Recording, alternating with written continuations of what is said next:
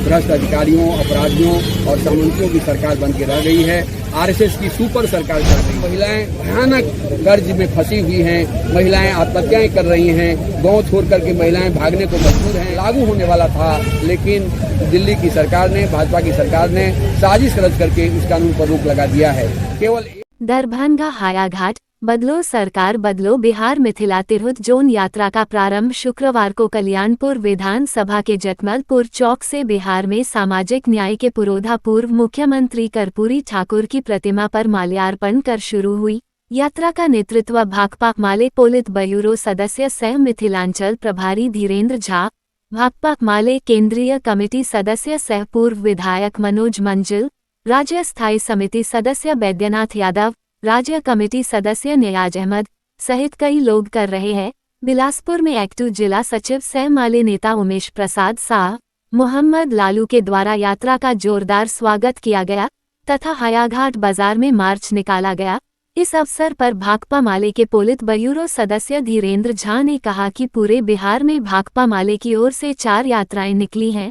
बदलो सरकार बदलो बिहार यात्रा बिहार के आमजन के सवालों के साथ बिहार की राजनीति को जोड़ना है। बिहार की नीतीश सरकार को सामंतियों, अपराधियों, भ्रष्टाचारियों और आरएसएस ने अपने कब्जे में ले लिया है। इस सरकार को बदलने और महागठबंधन की सरकार बनाने की यह यात्रा है।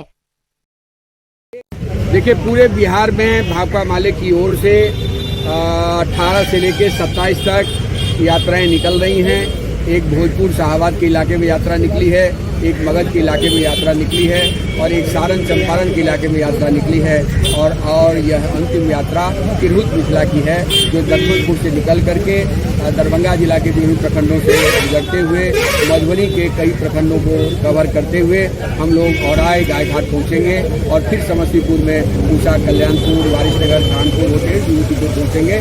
27 तारीख तक हमारी यात्रा चल रही है। इस यात्रा के माध्यम से बिहार में जो सरकार की स्थिति है, बिहार में सरकार नाम की कोई चीज़ नहीं रह गई है। भ्रष्ट अधिकारियों, अपराधियों और सामंतियों की सरकार बन के रह गई है। आरएसएस की सुपर सरकार चल रही है। पहली बार आप लोगों ने सुना होगा कि आरएसएस कोटा से मंत्री की नियुक्ति हो रही है, आरएसएस कोटा से बोर्ड निगम के सदस्यों की नियुक्ति हो रही है, आरएसएस कोटा यहाँ तक सीएमओ तक पहुँच गया है। तो ये आरएसएस की सुपर सरकार बिहार में चल रही है, जिसमें जनता का एजेंडा के लिए कहीं कोई जगह नहीं है। आपको आश्चर्य होगा कि बिहार में 67% लोग गरीबी के, भयानक गरीबी की स्थिति में हैं। उनके पास में रहने के लिए घर नहीं है, उनके पास जमीन नहीं है। इस मुद्दे पर बात करने के बजाय यहाँ की महिलाएं भयानक कर्ज में फंसी हुई हैं, महिलाएं आत्महत्याएं कर रही हैं, गांव छोड़ करके महिलाएं भागने को मजबूर हैं, क्योंकि माइक्रो फाइनेंस कंपनियों का जो दमन है, लूट है, उससे लोग परेशान हैं। ये हमारे सरकार के कैबिनेट का एजेंडा नहीं बनता है। हमारे सरकार के कैबिनेट का एजेंडा बनता है कि जगन्नाथ मिश्रा के गाँव में हवाई अड्डा कैसे बनेगा, संजय झा के गाँव में हवाई अड्डा कैसे बनेगा। तो ये हवाई अड्डा की राजनीति करने वाली सरकार बन गई है, जिस सरकार को बिहार के दलित, गरीब, मजदूर, किसान, महिला से कोई मतलब नहीं रह गया है।